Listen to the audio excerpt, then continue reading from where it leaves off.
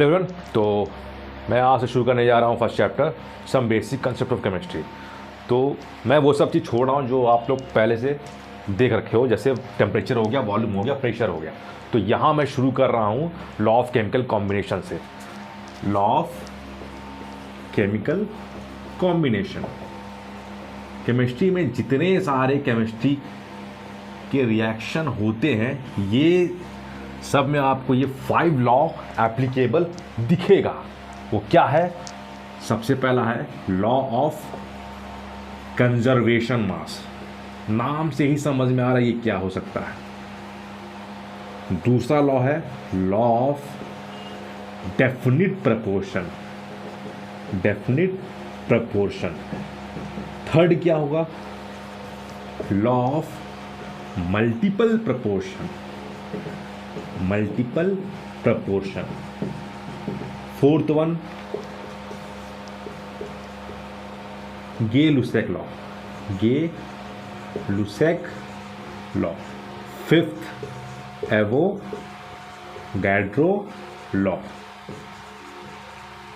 इसे हम सीक्वेंस में एक करके देखते हैं। चलिए शुरू करते हैं। बात करते हैं conservation of mass. Conservation of mass नाम से ही बता रहा है कि मास से कंजर्व करने की बात हो रही है। हमने बचपन से पढ़ा है कि मास को ना तो आप डिस्ट्रॉय कर सकते हो ना क्रिएट कर सकते हो, लेकिन वन फॉर्म से दूसरे फॉर्म में कन्वर्ट कर सकते हो। तो मैं बोल सकता हूँ law of conservation of mass.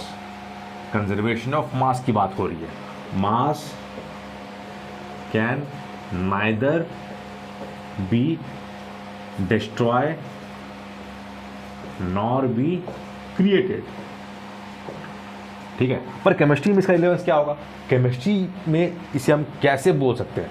Chemistry में होता क्या है, माना कि एक रिएक्शन हो गया ए प्लस बी, ये हमें दिया प्रोडक्ट सी प्लस डी। तो ये टर्म कहलाया रिएक्टेंट, ये टर्म कहलाया प्रोडक्ट। तो total mass of reactant, total mass of reactant equals क्या होगा? Total mass of product.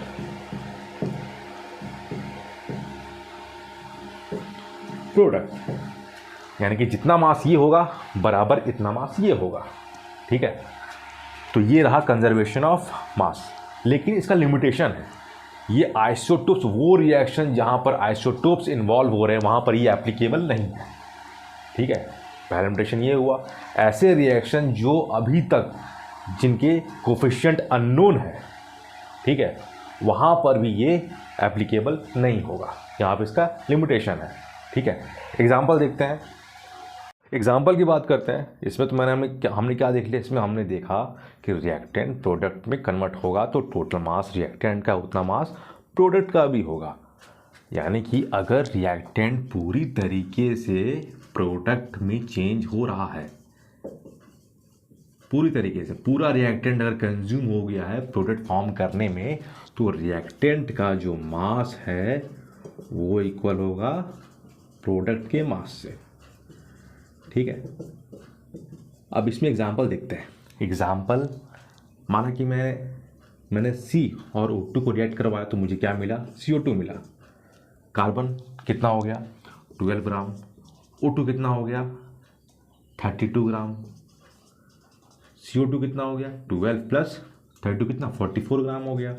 That means कि 12 gram plus 32 gram is equal to 44 gram. ये फॉलो कर रहा है। रिएक्टेंट का मास इक्वल टू प्रोडक्ट का मास, ये उसे फॉलो कर रहा है। ठीक है, ये रहा पहला एग्जांपल। अब सेकंड एग्जांपल में आते हैं। अगर मैंने लिया CaCO3 और मैंने इसे हीट करवाया, तो मुझे पता है कि अगर जब भी CaCO3 को हम हीट करते हैं तो क्या मिलता है? Calcium oxide plus CO2 gas. Skip कर जाएगा ये। तो यहाँ पर कैल्शियम कार्बोनेट का कितना मास होगा? 40, 12, 48, ये हो गया 100 ग्राम। CO कितना हो गया? 40 प्लस 16, ये हो गया 56 ग्राम। 12 प्लस 32, 44 ग्राम।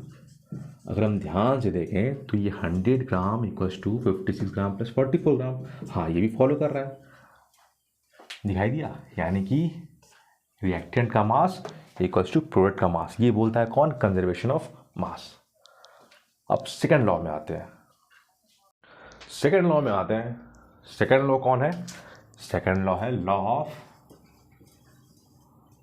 Definite proportion. कभी कभी हम इसे बोलते हैं constant composition, law of constant composition, ठीक है। तो ये क्या बोलता है, किसी भी कंपाउंड में, गिवन कंपाउंड में जितने सारे उसके कंपोनेंट होते हैं, गिवन कंपाउंड में जितने सारे कंपोनेंट होते हैं, या फिर गिवन कंपाउंड में जो कंपोनेंट्स हैं, ठीक है, components are always in fixed ratio, ठीक है। एग्जाम्पल समझते हैं। हमने कहा कोई भी कंपाउंड, जैसे मान लो कि मैंने ले लिया वाटर, वाटर भी कंपाउंड नहीं है, तो वाटर का सोर्स क्या क्या है, वाटर का सोर्स ग्लेशियर है, रेन वाटर है, लेक है, ओशियन है, गटर का पानी भी होता है, ठीक है। तो वाटर का सोर्स क्या क्या हो गया, वाटर का सोर्स हो गया रेन वाटर, ग्लेशियर, ओशियन, ठीक है। सिंथेटिक वाटर हमने लैब में बना दिया, ठीक है। तो यहाँ पर वाटर तो H2O होता है, कौन होता है, H2O, ठीक है। तो वाटर एक कंपाउंड H2O, तो यहाँ पर हाइड्रोजन जो है वो कितना है, 2, सपोज करो वो 2 ग्राम है, बाई वेट में बात कर रहा हूँ, ठीक है, बाई वेट में बात कर रहा हूँ। ऑक्सीजन कितना है, 16 ग्राम, क्या है, 16 ग्राम। तो इन सारे सोर्स में जो हमें वाटर मिल रहा है जो कि H2O है, उसमें कंपोनेंट कौन है, हाइड्रोजन और ऑक्सीजन। तो हाइड्रोजन और ऑक्सीजन जो होगा उसका जो रेशियो होगा फिक्स होगा, वो क्या होगा, अगर मैं लिखता हूँ 2:16 तो ये कट गया, ये हो गया 8, यानी कि हाइड्रोजन इज़ ऑक्सीजन क्या होगा, 1:8। इररेस्पेक्टिव ऑफ सोर्स, कहीं से भी हमने वाटर को लिया तो इसका सिग्निफिकेंस क्या है कि 1 पार्ट हाइड्रोजन चाहिए होगा 8 पार्ट ऑक्सीजन से रिएक्ट करने के लिए, तभी हमें क्या मिलने वाला है, वाटर, पानी, ठीक है ना। अब उसी तरीके से एक और एग्जांपल हम लेते हैं, सबसे कॉमन है CO2, क्या है CO2, क्या है CO2। तो CO2 जो हो गया, CO2 का सोर्स क्या क्या हो गया, एक तो C लिया, O2 लिया, बन गया CO2, है ना। पहला सोर्स ये हो गया, पहला एक्शन ये हो गया। दूसरा हो गया, हमने CaCO3 को हीट किया तो हमें क्या मिला, CO प्लस CO2, ठीक है। ये दोनों गैस ही है। अब दोनों में ध्यान से देखो कि कार्बन, ठीक है, कार्बन कितना होगा, 12 ग्राम, ऑक्सीजन कितना होगा, 16 × 2 32 ग्राम। तो इस लॉ की अकॉर्डिंग कार्बन और ऑक्सीजन का जो रेशियो है फिक्स होगा, दोनों में ऑब्वियस है ना। कहीं से भी हमें मिल रहा है CO2, चाहे वो एटमॉस्फेयर से मिल रहा है, चाहे वो हमें लाइमस्टोन को हीट करने के बाद मिल रहा है, तो दोनों में क्या हो रहा है, दोनों में यहाँ पर 12:32 है ना, यही हो रहा है। तो क्या रेशियो है, 4 3 जा 12, 4 8 जा 32, यानी कि कार्बन और ऑक्सीजन का रेशियो क्या होगा, 3:8, है ना। तो कैल्शियम कार्बन डाइऑक्साइड कंपाउंड है, तो ये कंपाउंड हमें कहीं से भी मिले तो इसमें कार्बन ऑक्सीजन क्या होगा, फिक्स्ड रेशियो में होगा, ठीक है, जो क्या 3:8। और इसके पहले हमने क्या देखा, वाटर, ठीक है ना। चलिए थर्ड लॉ में आते हैं, लॉ ऑफ मल्टीपल प्रपोर्शन। क्या है वो, लॉ ऑफ मल्टीपल प्रपोर्शन। ये बोलता क्या है, जब भी दो एलिमेंट कंबाइंड करते हैं मोर देन वन कंपाउंड को फॉर्म करने के लिए, तो उनमें से एक एलिमेंट फिक्स मास वाले एलिमेंट के साथ में जो कंबाइंड करेगा रेशियो ऑफ होल नंबर में करेगा। ठीक है, लिखते हैं इसे। When two elements combined to form more than one compound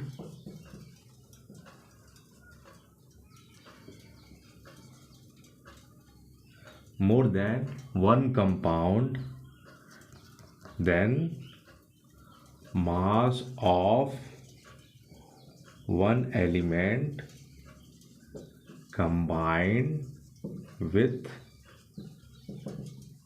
other fixed mass elements in the ratio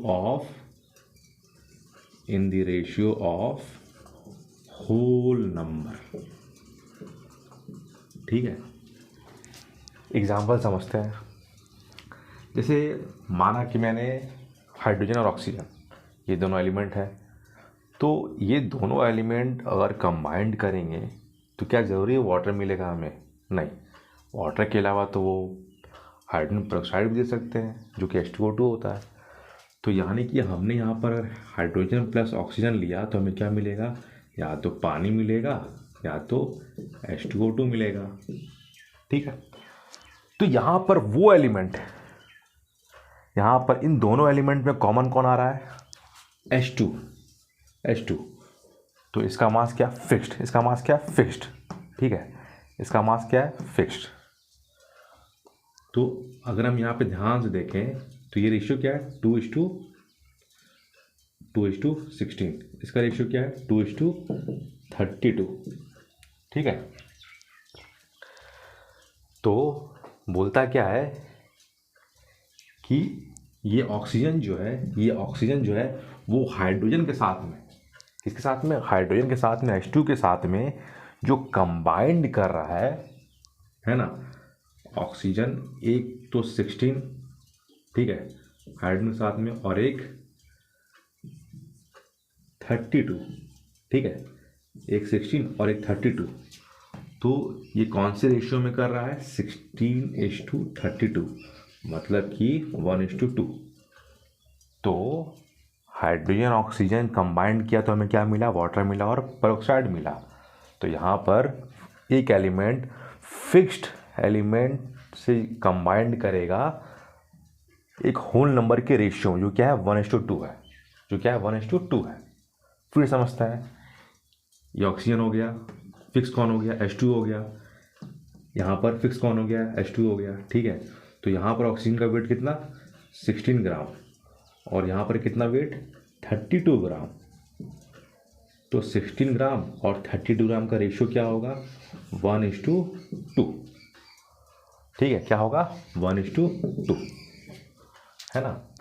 एक और एग्जाम्पल लेते हैं, वन मोर एग्जाम्पल लेते हैं। ये लेते हैं नाइट्रोजन के साथ में। अगर मैं बोलता हूँ नाइट्रोजन ऑक्सीजन से कंपाउंड बन रहा है मोर देन वन, जो कि N2O बन रहा है, फिर N2O2 बन रहा है, N2O3 बन रहा है, N2O4 बन रहा है, N2O5 बन रहा है। तो मैं यहाँ बोल सकता हूँ कि नाइट्रोजन जो है इस सारे कंपाउंड में कितना दे रहा है? 28, इसमें 28, इसमें भी 28, इसमें भी 28, इसमें भी 28। ठीक है, ये सारे में कितना दे रहा है? 28 दे रहा है। वहीं मैं अगर ऑक्सीजन की बात करूं, तो ये कितना है? 16, 32, ये कितना? 48, ये कितना? 64, ये कितना? 80। तो यहाँ पर एक पैटर्न देखने को मिलने वाला है। 16 1 जा 16, 16 2 जा 32, 16 3 जा 48, 16 4 जा 64, 16 5 जा 80। तो यानी कि ऑक्सीजन नाइट्रोजन से जो कंबाइंड कर रहा है नाइट्रोजन फिक्स है ना, यहाँ पे जो फिक्स्ड नाइट्रोजन मास से कंबाइंड कर रहा है वो इस रेशियो में कर रहा है 1:2, 3:4:5। तो ये रहा लॉ ऑफ मल्टीपल प्रपोर्शन। आगे बढ़ते हैं,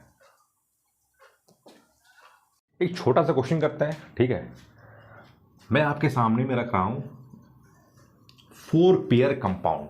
ठीक है, पहला पेयर में रख रहा हूं SnCl2 SnCl4। दूसरा कंपाउंड में रख रहा हूं PbO PbO2। थर्ड में रख रहा हूं FeCl2 FeCl3। फोर्थ में रखता हूं HCl NaCl। तो इनमें से बताना है कि कौन सा ऑप्शन में मल्टीपल प्रपोर्शन एप्लीकेबल नहीं है। इन चारों ऑप्शन में वो बताना है। ठीक है, तो हमने तो मल्टीपल प्रपोर्शन में पढ़ा था कि वो 2 से अधिक कंपाउंड अगर 2 एलिमेंट मिलके बनाते हैं तो उसमें से एक तो फिक्स होना चाहिए, फिक्स वाले के साथ में जो एलिमेंट है उनका रेशियो होल नंबर होगा।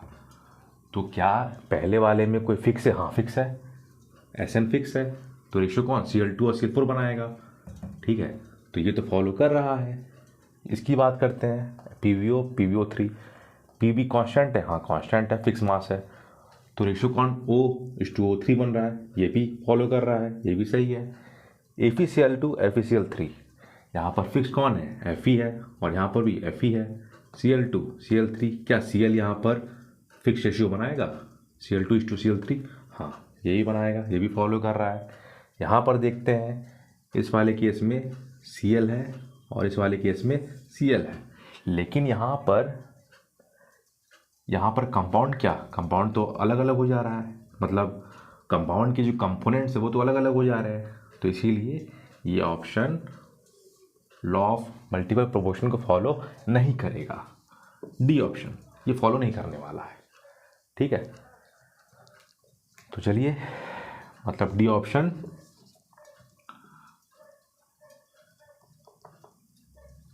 क्या लिखें? D option doesn't follow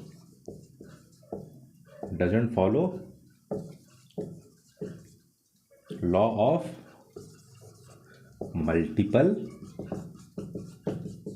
proportion. ठीक है, चलिए आगे बढ़ते हैं। ठीक है, चलिए, जहां तक एक्सेप्शन की बात रही तो लॉ ऑफ मल्टीपल प्रपोर्शन का भी एक्सेप्शन है। अगर केमिकल रिएक्शन में आइसोटोप्स का इन्वॉल्वमेंट हो रहा है तो वहां पर ये लॉ एप्लीकेबल नहीं हो पाएगा, क्योंकि मास डिफर कर जाएगा, और मास डिफर करे तो रेशियो डिफर कर जाएगा। तो आइसोटोप्स इन्वॉल्विंग रिएक्शन में ये लॉ एप्लीकेबल नहीं होगा, पहली बात। दूसरी बात, नॉन स्टोइचियोमेट्रिक कंपाउंड में, ठीक है, तो इन दोनों केस में ये लॉ भी एप्लीकेबल नहीं होगा। तो हमारा अगला लॉ कौन है?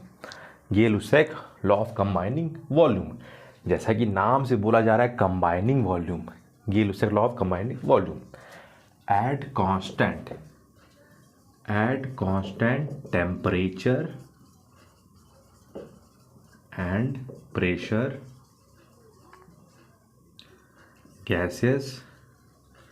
gases combined by volume in ratio,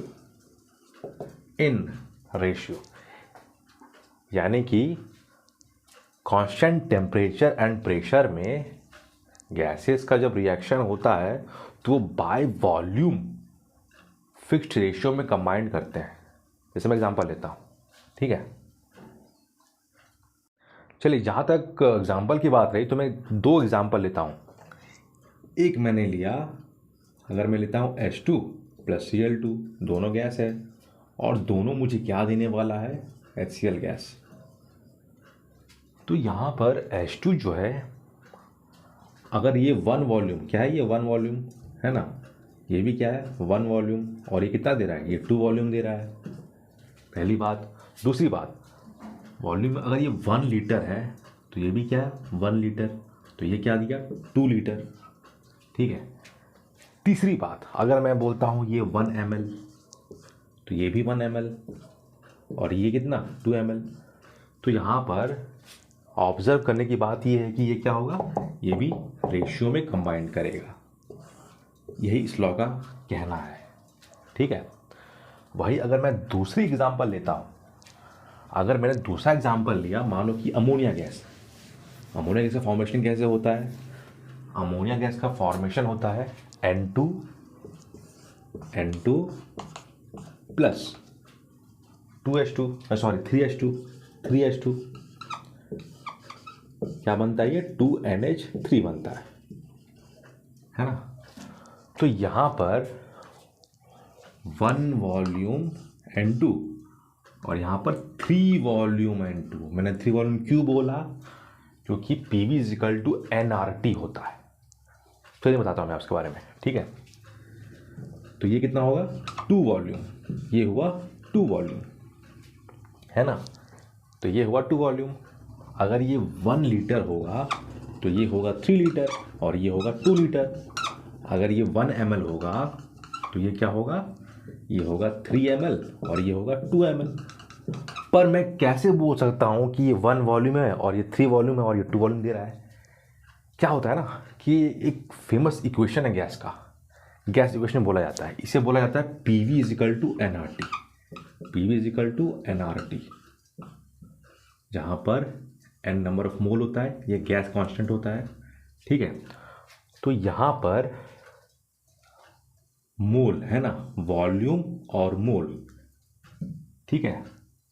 mole, number of mole proportional to volume या फिर volume proportional to number of mole, यहाँ से आप कंक्लूड कर सकते हो मैथमेटिकली। तो ये जो कोफिशिएंट होता है ये तो मोल ही है, इसके बारे में आगे पढ़ने वाले हैं। तो ये कोफिशिएंट क्या होता है? मोल होता है। तो PV = nRT के अकॉर्डिंग यहाँ पर वॉल्यूम प्रोपोर्शनल क्या है? मोल का। तो यहाँ पर कोफिशिएंट क्या है? 1। तो 1 मोल मतलब 1 वॉल्यूम। 1 वॉल्यूम कुछ भी हो सकता है, 1 लीटर या फिर 1 ml। उसी तरीके से यहाँ पर 3H2, तो कोफिशिएंट क्या है? 3 मोल है ये। तो 3 मोल प्रोपोर्शनल टू 3 वॉल्यूम। 3 वॉल्यूम क्या? या तो 3 लीटर या 3 ml। उसी तरीके से 2 मोल, तो 2 मोल क्या? 2 वॉल्यूम, तो 2 वॉल्यूम 2 लीटर या 2 ml हो सकता है। यहाँ पर भी ये क्या हो रहा है? इस पूरे रिएक्शन में रिएक्टेंट रेशियो में कंबाइन कर रहा है। किस में कंबाइन कर रहा है? रेशियो में, ठीक है। अपने लास्ट लॉ में आते हैं। इस लॉ का नाम है एवोगैड्रो लॉ। एवोगैड्रो लॉ ये कहता है कि at same temperature and pressure, at same temperature and pressure, equal volume of gases contain equal number of molecules, ठीक है। अब ये क्या बोलना चाह रहा है कि अगर रिएक्शन हो रहा है गैसेस के बीच में, provided condition same temperature pressure, ठीक है, तो equal volume of gases contain equal number of molecules. यहाँ पर भी मैं PV = nRT की मदद लेने वाला हूँ। PV = nRT, जहाँ पर प्रेशर क्या है? कांस्टेंट, और टेम्परेचर क्या है? ये भी कांस्टेंट। तो वॉल्यूम किसका प्रोपोर्शनल हो गया? n का। n क्या है? मोल। तो हमें मोल से दिख जा रहा है मॉलिक्यूल्स, ठीक है। मोल से हमें क्या दिख रहा है? हमें मोल से दिख जा रहा है मॉलिक्यूल्स। पर सर ये कैसे पॉसिबल है? ये कैसे पॉसिबल है कि equal volume of gases contain equal number of molecules? ये मोल कंसेप्ट में और क्लैरिटी आएगा। मैं फिर भी यहाँ ट्राई करता हूँ। सपोज मैं लेता हूँ H2 + Cl2 गिव्स 2HCl, मैंने ये लिया, ठीक है। तो यहाँ पर इसका वॉल्यूम 1 लीटर, इसका वॉल्यूम 1 लीटर, इसका वॉल्यूम 2 लीटर, ठीक है। तो ये वॉल्यूम हो गया। तो इसके अकॉर्डिंग 1 लीटर है ना, 1 लीटर तो कितना हुआ, ये कितना हुआ 1 मॉलिक्यूल, ये कितना हुआ 1 मॉलिक्यूल, ये कितना हुआ 2 मॉलिक्यूल, है ना, 2 मॉलिक्यूल हुआ। तो मतलब कि इक्वल वॉल्यूम है ना, इक्वल वॉल्यूम जो होगा, equal volume of all gases contain equal number of molecules. ठीक है, ये एक्चुअली में मॉलिक्यूल्स में लिखा है, मॉलिक्यूल्स।